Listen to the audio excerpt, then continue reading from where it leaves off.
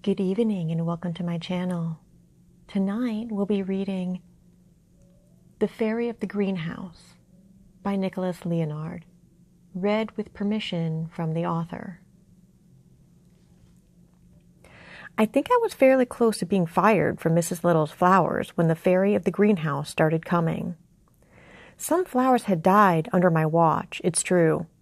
Mrs. Little started asking me if I was a weed. I had only been employed at Mrs. Little's flowers for a few months then, having been hired at the end of March. It was June when those enigmatic occurrences started. Mrs. Little's flowers was situated on a somewhat busy suburban street in Massachusetts, between a cemetery and 3 run-down-appearing houses. And beyond the 3 houses was a gas station, which was perhaps the cause for all the traffic on that street. It was a clever spot for a flower shop, right next to a cemetery, because people could buy flowers to lay on their loved one's grave. A lone rose, or a whole bouquet of them on the curving tops of tombstones.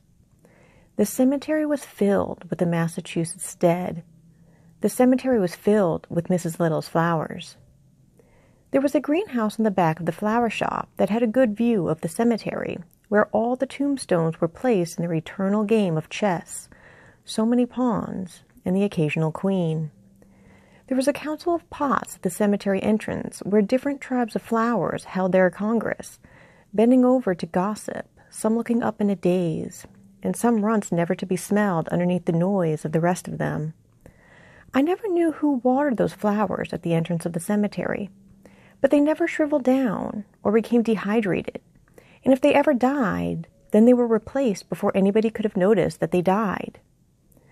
I am accustomed to zoning out and daydreaming, and maybe it was the mystery of the flowers at the cemetery entrance that distracted me from watering all of the plants in the greenhouse, and maybe overwatering some others. "Want me to go and water the flowers over there?" I had asked Mrs. Little one morning while we were waiting for customers at the register inside the flower shop. "Where?" she asked, her voice shrill. I pointed to a window that was above a rack of birthday cards and lawn flags. "There," I said. "I thought you watered those," she told me. "I always meant to thank you for doing so, but I never got to thanking you, so," she gave me an over-exaggerated nod. "Thank you." You're welcome," I muttered amidst my uncertainty. It was a hassle for her to train me how to properly care for the plants out back inside the greenhouse. So I wondered why she so easily believed I was the nurse for the flowers at the entrance to the cemetery. Mrs. Little made me feel taller than I actually was. She acted like a kindergarten teacher when it came to talking with and helping customers, and acted like a high school principal when it came to talking with me. I thought I had escaped high school, pretending to put effort into homework assignments. And then I was learning I had to actually put effort into caring after plants.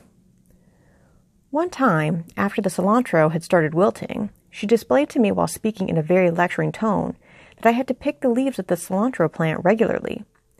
I messed this up royally, and Mrs. Little was not happy one day to come back into the greenhouse to see the cilantro plants completely naked and stripped of their leaves. Their little stems or branches, whatever they are, extended out in desperate confusion. I could feel my face go dumb and red when she started shouting. I never knew that an old lady who loved flowers so much could yell the way she did. She pointed her finger at my face, and I took it like the man I was, as all the flowers blushed around me, their cafeteria going dead quiet as a student got chewed out. I did, however, learn to pick the buds and the arches of the stems of the hanging tomato plants. That's why they became my favorite plants to care for. But I got my second shouting when Mrs. Little found me plucking out cherry tomatoes and popping it into my mouth. I had done this on a few occasions, but hadn't been caught. But when I was caught, and I got my ass handed to me again. So when Mrs. Little asked me, "You still watering the flowers outside the cemetery?" I completely lied and told her I was. "Good," she responded, trying her best to sound proud. "They're a good thing for business, those flowers there. They draw the customers in." I had to get on her good side somehow. I had to lie about that. But the thing was that I wasn't watering the flowers outside the cemetery at all. I hadn't even stopped to inspect them on my way to and from work. I lived a 5-minute walk away, though I didn't tell Mrs. Little that for fear of her showing up at my house with some of her grievances to air. She was under the impression I was an athletic walker. You know, I saw someone look at those flowers outside the cemetery the other day, and then they came right in here, she told me one morning when my shift began, before I had time to mess anything up. Those flowers are doing better than any ad in the paper could do, she celebrated. Hey, do you young people even read the paper anymore? Oh, of course. Well, at least I do, I lied. I don't know about my contemporaries, though. She didn't say anything else. She seemed defeated at my answer. Haha, I was a man of class, reading the newspaper. Score, 1 me. Mrs. Little, 0. The first heat wave of the year came, and it left a dehydrating effect on the plants in the greenhouse. Even the flowers outside the cemetery displayed some weakness in the heat. Mrs. Little bought a miniature fan and placed it on the counter where the cash register was, though it did little to warm the shop and did little to blow away the smell of our sweating. Make sure to give them all a little extra water, she told me. I forgot, of course, and only gave the plants their usual amount before proceeding to relax, sitting on a lawn chair in the greenhouse. The plants in the greenhouse started showing signs of decay in as little as 4 days. I got another shouting at when Mrs. Little came to inspect the greenhouse. She had come in under the guise of having to sweep, hugging the broom like a witch looking for parking space. But she didn't do any sweeping. No, she pointed the broom at me as if it was a lance about to prod my side. Thankfully, the sound of the bell ringing and a customer entering the flower shop saved me from the rest of my punishment. I gave a Browning rose an apologetic glance as kindergarten teacher Mrs. Little made a merry appearance in the flower shop. That day, I inspected the plants myself, and did in fact find that they were in poor health. I brought my nose up to a pot of roses, and the mulchy smell of the soil was more present than the fragrance that once prevailed there. A tinge of guilt came over me. I knew I wasn't perfect, but I did try. I never slacked. Yes, I got things wrong occasionally, but I never purposefully neglected anything in the greenhouse. They might have been just suffering in my lack of ability to care for them the way they deserve to be cared for. Not for Mrs. Little, but for plants, I tried harder. And still, the state of the greenhouse remained somewhere in between life and death. The air of the cemetery was wafting in through the glass paneling around me. It's a good thing that Mrs. Little was in the flower shop and not inside the greenhouse to see me casting paranormal investigator-style glances up at the glass ceiling, letting my eyes crawl across panel to panel. I even got up and patrolled the aisle of shelves of plants, checking the leaves on the stems of every plant to see if any little critter had been gnawing away at them. There was no evidence of that. The plants were just suffering at me having forgotten to give them extra water, and I was feeling the phantom sting of guilt while Mrs. Little's conversation with the customer trailed in muffledness in the flower shop. Maybe all of Mrs. Little's scoldings had finally surmounted within me, or maybe I was feeling an actual guilt. I felt to blame no matter what, and that workday ended with a warning from Mrs. Little as she and I stood in the flower shop. She had her purse and the keys to the shop in her hand. I felt very tall and lanky beside her, for I had to look down and look at her while she gave me a veiled warning. Because this is not going to suffice, she said with a wobbly shaking of her head. I felt too guilty to even give a yes, ma'am. I just stood and listened and nodded. It was all I could do. And she let me out. She followed, closing and locking the door behind us. She still gave me a "have a nice night," and I nodded more joyfully, saying, "Oh, you too, Mrs. Little." And we parted ways just as we did so every evening at 6:30. I passed the cemetery flowers soon after, giving them a questioning and maybe jealous look. Why were they healthier than the ones in our greenhouse? Her greenhouse, not my greenhouse. It probably wouldn't be my greenhouse for long. I carried on, hands in my pockets, a little ashamed. I went for a walk that night because I didn't feel tired enough to sleep. It was the time of night when traffic is less, and there's an absence in the air above the street that is tainted by the branches of the trees on the sidewalk who reach over above the road. Their leaves were shimmying like confetti that'll never fall. All I gave this canopy of green confetti in the darkness was a quick look, and nothing else throughout my stroll beside the cemetery fence, which was a wall of black iron bars, whose spikes were caked in red and brown rust. The fence made the flowers ahead really stand out. I didn't have anything to say to the flowers, so I passed on.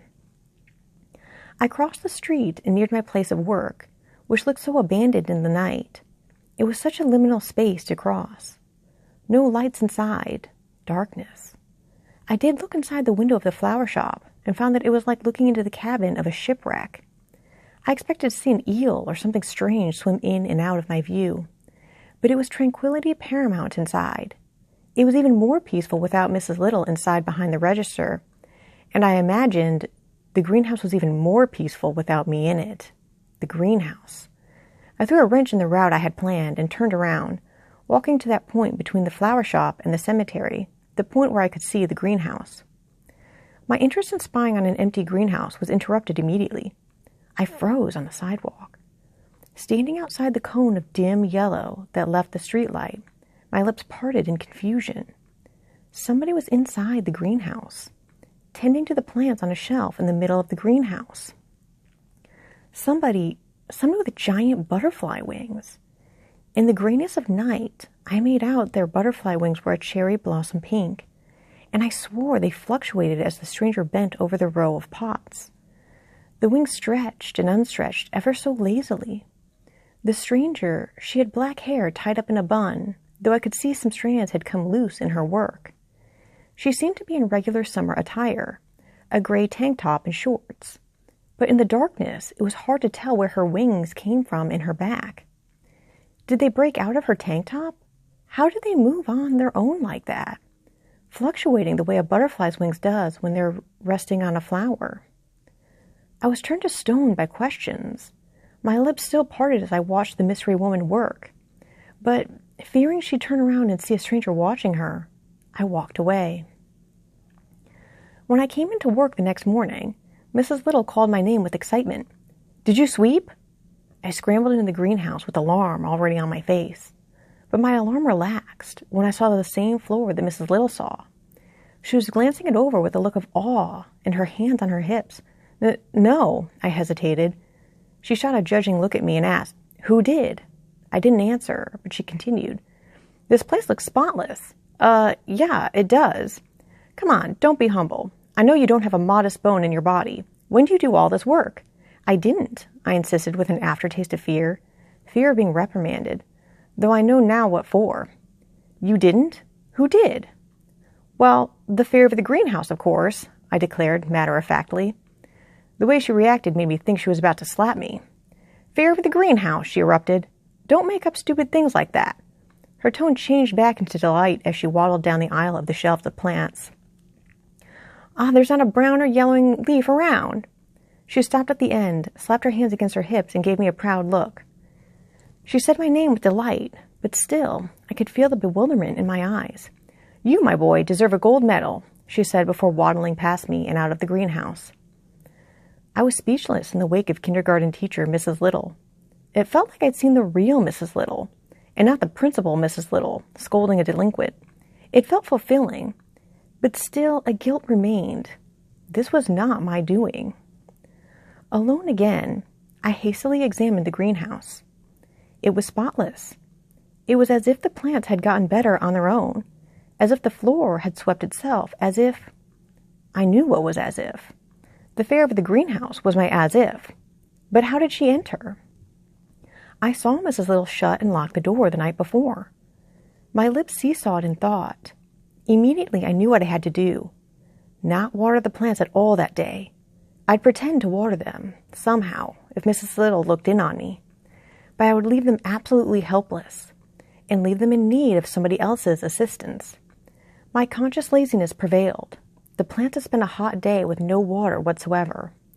I was pretty pleased with myself, sitting back in the greenhouse lawn chair, watching the plants starve. 8 hours passed, and I was outside the flower shop once again, where Mrs. Little shut and locked the door before we parted as friendly as ever had parted before. She did not know I had neglected my duties. She was still riding the high from her discovery of the morning, and I was riding the high of my plan. I got home, ate dinner, watched America's Got Talent until it got dark, waited for it to get even later, and I stepped back outside into the oddity of a summer night without fireworks and without the smell of grills. I felt like a detective as I walked out of my neighborhood, turned a corner, walked a little more to where the canopy of the branches eavesdropped on the road, and reached the cemetery fence. It started as if the cemetery had appeared from nowhere. I passed the flowers at the entrance, healthy and bursting with color even in the night. They had the same flavoring against the eye that stained glass windows do, and it is a different thing, a fairy tale kind of thing, to see that at night. After pausing to share a knowing smirk with the flowers at the cemetery entrance, I carried on towards Mrs. Little's flowers. Sure enough, this woman was in the greenhouse again. I stood outside the glass paneling that grew a foggy glaze from the mugginess of the night, and I watched the fairy work. Her back and wings were turned to me, and they were fluctuating like they were the night before. The smirk I had given the cemetery smiles was a full-blown smile of victory now, and I nodded my head to welcome it. But then the fairy turned around, and I froze. Our eyes connected through the glass. She froze as well. She had dark Latin eyes that were imbued with the florality of a different culture. They were as dark as the soil her fingers had been dilly-dallying in. And I suddenly realized how the flowers at the cemetery entrance had been able to thrive so much. Frozen in the same shock I was in, her giant butterfly wings didn't fluctuate anymore. With some light pouring into the greenhouse thanks to the street light, I saw that her tank top was the same color as the tombstones in the cemetery. It seemed unbelonging in front of her pair of pink butterfly wings. As the shock began to wear off, I wondered if she knew I worked there. Perhaps she felt caught. She was caught. I caught the fairy of the greenhouse. Her cheeks were flushed with worry like an actual fairy who was caught in a net or something, but I hope my face projected to her that I meant her no harm, and eventually this did go through. But she relaxed into disappointment. The ruse was up. "Fairy of the greenhouse," I dubbed her, shouting a little because I knew the glass paneling would muffle my voice. "Would you kindly let me in?" I went around the corner to the flower shop front door, waited, and was a little shocked to hear a click and then see the doorknob wiggle. The door opened to reveal her standing there with the fear lingering in her eyes. "You must be the fairy of the greenhouse," I said, making it sound like an offer. She didn't say anything, but closed the door behind me. "It's weird being here in the dark," I told her. Still, she didn't say anything, and I started wondering if fairies had the capability to speak. I felt like she understood me, but was silenced by the shock of having been caught. "It's all right," I said. "I won't tell Mrs. Little. I mean, I did, but she didn't believe me." "You told her I was here?" Her voice was like a raindrop, a glistening thing that plops. "I did, but like I said, she didn't believe me," I answered. "But I'm curious." "About?" Her voice. Plop, plop. "Who you are." I was too giddy to be a detective. I could hear the excitement in my voice. Oh, but the fairy's raindrop voice washed away any insecurity that could possess me. "You called me the fairy of the greenhouse." "I did," I said, pausing because I was in a spell of awe. "Why'd you come here?" "These plants needed my help." "Really?" I croaked, but she didn't answer. She seemed like she was waiting for me to leave and forget about the whole thing. She made her way back into the greenhouse, and I followed her as she spoke. "But I can't come back here anymore because you saw me." "Wait, why?" "That's my rule." Plip, plop. My ears were the leaves that caught her raindrop voice. I froze in the doorway between the flower shop and the greenhouse. "But I just found you," I protested. "You just started helping." "And now you have to work here on your own." "Are you a real fairy?" I asked, entering the greenhouse. This question seemed to annoy her, so I elaborated. "I mean, I thought fairies were a lot smaller. You're like 5'4" or 5'3" or something. And just... I had nothing to say until the question popped into my mind. "How do you even get in here?" "I have to leave here," she said. "Are your wings real?" She walked past me. I spun around, following her with my eyes as she carried a flower pot into the flower shop. She came back into the greenhouse with a spray bottle, proceeding to spritz the leaves of some plants while pretending that I wasn't there. I noticed that her wingspan, though giant, was the perfect size to let her pass between the aisle of shelves of plants. The only things to nick her wings were the harmless plants that bent forward to thank her. "Come on," I prodded. "Who are you?" "The fairy of the greenhouse." "Are there more of your kind?" "I'm the only one," she said, going over to the hanging tomato plants, till I pointed at them with a bit of pride, thundering in my voice as I said, "Oh, I took care of those ones." "Well, you have to take care of the others, too.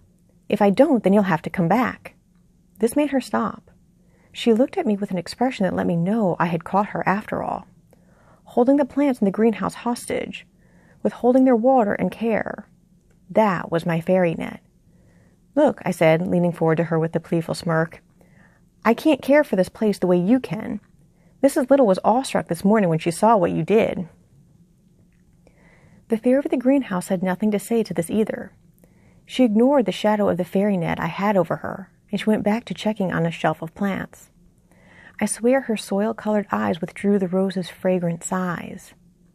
I knew then that no flower would have given me its heavenly musk the way it would give it to her.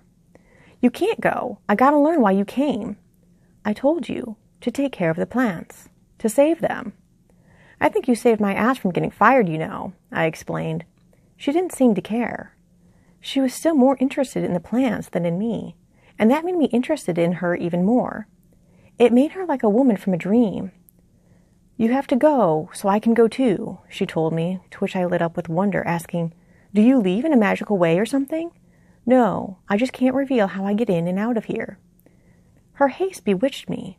It made me want to beg for her to stay inside the greenhouse with me. Come here tomorrow as a customer and talk with me in this greenhouse, I jabbered out. She gave me a not-gonna-happen kind of look, and my hope deflated. You have to go, she rushed me, lightly beating her open hand against my chest, shooing me into the flower shop. I stepped backwards. I was too bewitched to be offended. I was so bewitched that I listened to her and did as she said. It was one of the first times I had obeyed a woman's orders in that very place. Mrs. Little could have never gotten me to obey her the way the fairy did. I walked backwards to the flower shop's front door, watching the fairy scurry about in the greenhouse. She was rushing. I'd ruined her guise, but she had bewitched me. I left, walked home, and went to bed with the sight of her back turned to me and her pink butterfly wings fluctuating in my mind. Her wings, they beaded me to sleep. Again, Mrs. Little was more than impressed the next morning with the neatness of the flower shop and the health of the plants in the greenhouse. She told me that I had outdone myself, but I said, It wasn't me, Mrs. Little. It was the fairy of the greenhouse. Enough, she said, annoyed and scurrying over to the cash register. I don't know what kind of joke this is, but I think it's cute you call yourself a fairy. I was still too bewitched to laugh. I was befaiриed. I spent my shift the way I had the day before, ignoring the plants. I let them thirst. I let the tomato plants start to grow their buds in the corner of their stems, and I waited for the fairy of the greenhouse to come. And even better, we were still in the midst of a heat wave. I could smell the pleas of the flowers. The hostess, a little healthier, bent their obtuse leaves like praying monks. I was the king letting his people starve, whilst ignoring the advice of their hostess. I remembered what I told her, and I kept my eye past the doorway between the greenhouse and the flower shop, and waited to see the fairy enter in the guise of a customer. But 1 o'clock came, then 2 o'clock came, and then the day was halfway through. I didn't give up hope, though, keeping my eye on the doorway and not on the plants. I guess it's a little hot for them today, Mrs. Little said with her hands on her hips when she came in to check on me around 4 o'clock. She had been busy in the flower shop because there was an influx of people coming in and buying those little lawn flags by the window, probably for the 4th of July coming up a few weeks later. It was making me mourn the fireworkless nights already, the nights that were weather appropriate for the fairy of the greenhouse. And once again, I was outside the flower shop with Mrs. Little as that little old lady shut and locked the door. The most laborious thing I think she did all day. Good night. I hope those flowers do well, she nagged. It's going to be a scorcher tomorrow. A scorcher? I gave a smirk. Don't worry, Mrs. Little. The fairy of the greenhouse will come by tonight to make sure everything is all right. Oh, enough, she shook her head. Go home to your fairy. I will, Mrs. Little. We parted ways just as we always did. I got home, did my business and relaxed, and got ready to go out again when 10 o'clock came around.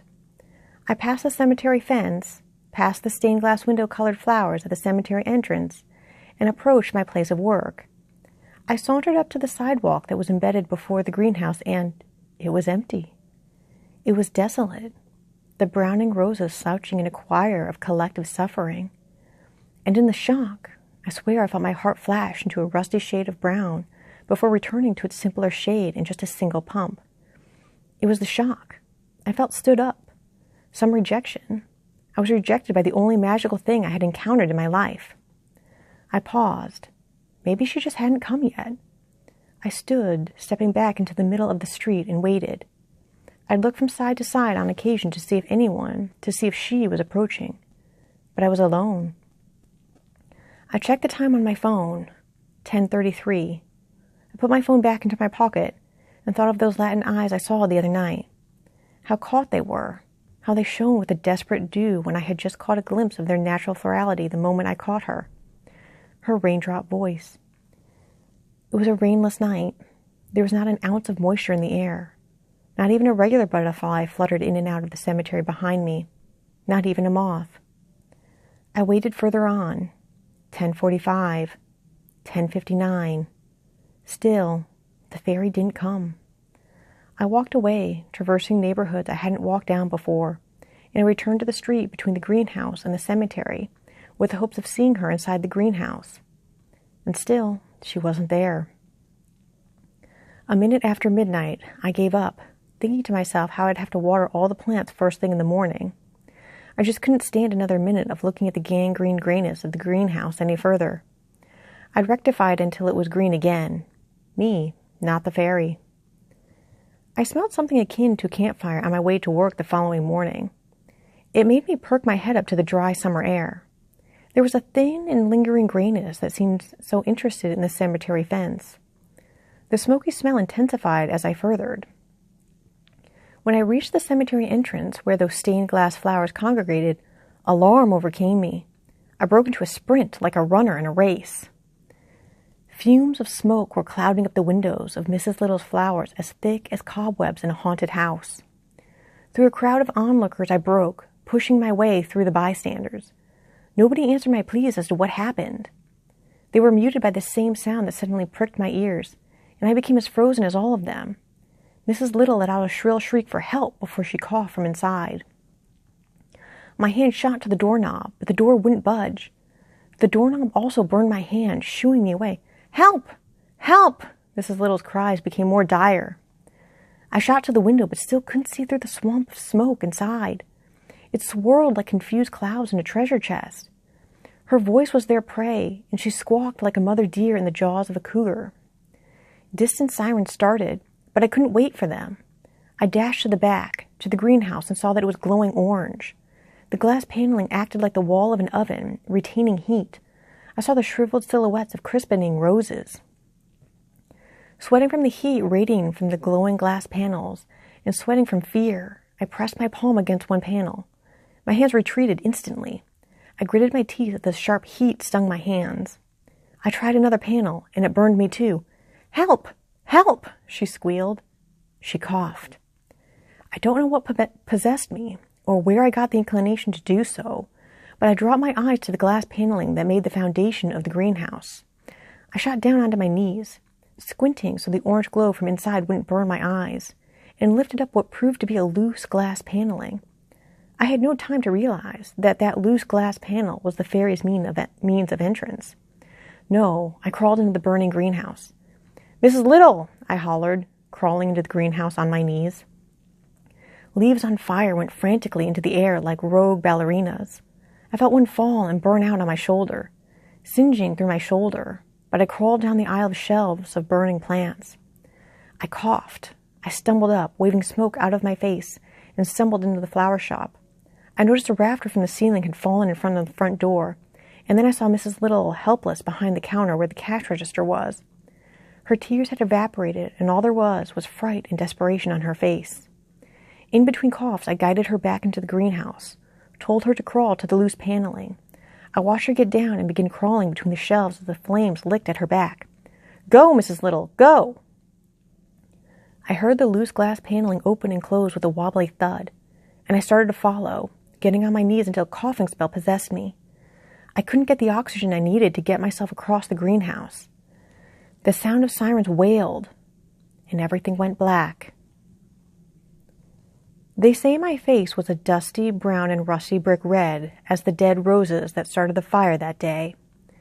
For people saw my face coated in soot when I was wheeled into the ambulance. The heat and the dryness of the unwatered plants started the fire in the greenhouse that day. They say I saved Mrs. Little's life, but I don't know if I could forgive myself for letting her flower shop go down in a heap of flame. The greenhouse is just a skeleton now.